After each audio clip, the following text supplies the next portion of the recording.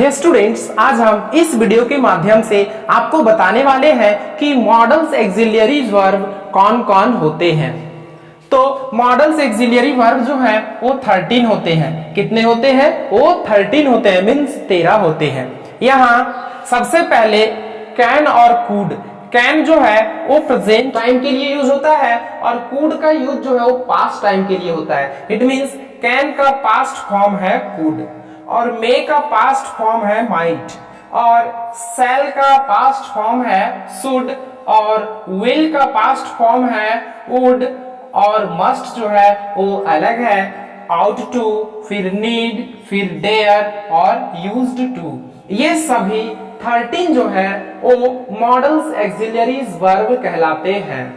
इसका जो यूज होता है वो हमेशा हेल्पिंग वर्ब के रूप में ही होता है। अब हम इसका यूज बताएंगे कि इसका यूज कहाँ किया जाता है और सेंटेंस के किस स्थान पर किया जाता है, किस जगह में किया जाता है। टू, यहाँ आप ये भी ध्यान में रखेंगे कि कैन का पास्ट फॉर्म कुड होता है, मे का पास्ट फॉर्म माइट होता है और सेल का पास्ट फॉर्म शुड होता है, विल का पास्ट फॉर्म वुड होता है, फिर must, ought to, need, dare और यूज्ड टू।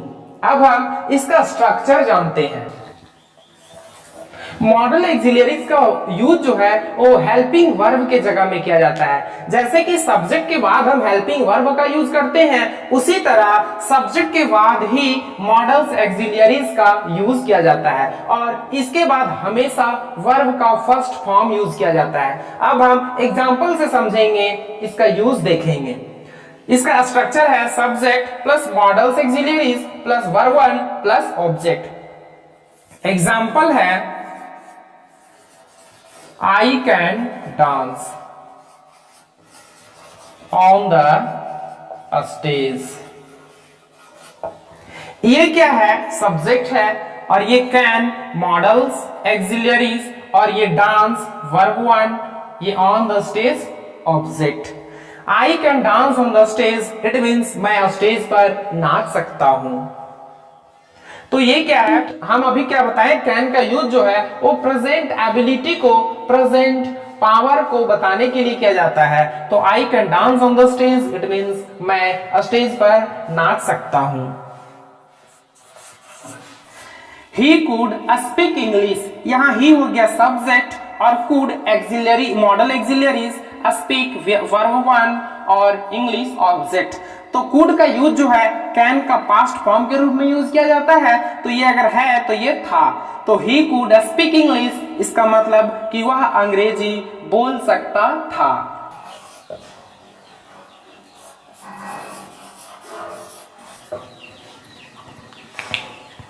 नेक्स्ट और एग्जांपल है he must go to school daily. यहां मस्ट और शुड का यूज जो है वो चाहिए के अर्थ में किया जाता है, लेकिन मस्ट मीन्स अवश्य चाहिए और शुड मीन्स चाहिए। जैसे कि he must go to school daily, इसका मतलब कि उसे डेली अवश्य स्कूल जाना चाहिए।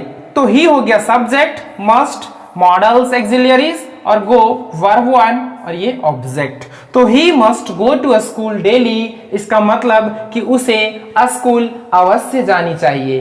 कब? डेली, उसे प्रतिदिन स्कूल अवश्य जानी चाहिए। नेक्स्ट है they should do their work. यहां दे जो है सब्जेक्ट हो गया, शुड मॉडल एक्सिलियरी और डू वर्ब वन और देयर वर्क ऑब्जेक्ट।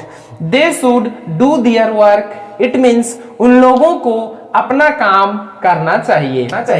इस तरह से मॉडल्स एक्सिलियरीज का यूज किया जाता है।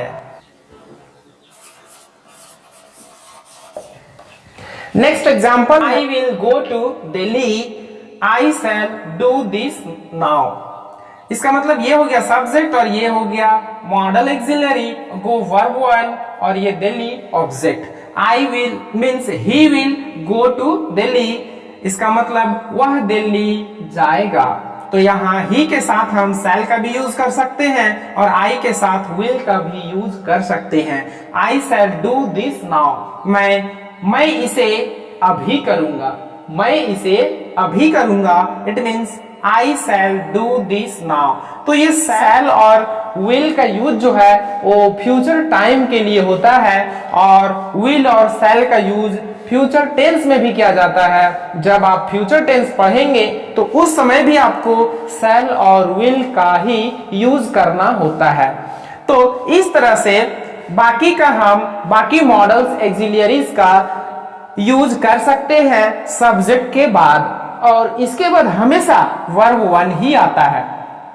तो नेक्स्ट वीडियो में हम मॉडल एक्सिलियरीज का सभी प्रयोग बताने वाले